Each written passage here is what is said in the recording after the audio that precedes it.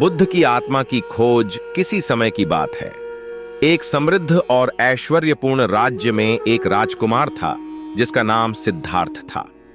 उसकी जीवन की चमकदार समृद्धि के बावजूद उसकी आत्मा भीतर से अशांत और दुखी थी।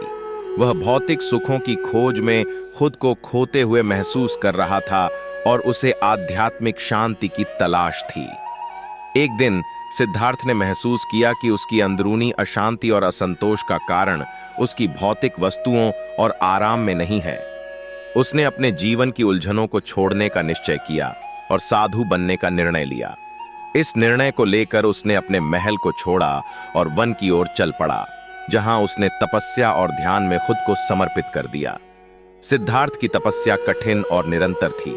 वर्षों की कठिन साधना और ध्यान के बाद वह अंततः एक दिव्य अनुभूति में पहुंचा।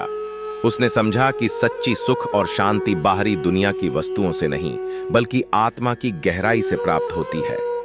इस अनुभव के बाद सिद्धार्थ बुद्ध बन गए और उन्होंने अपनी ज्ञान और अनुभव को दूसरों के साथ साझा करना शुरू किया। बुद्ध ने अपने शिष्यों को सिखाया कि सत्य, करुणा और शांति में ही जीवन का असली अर्थ है।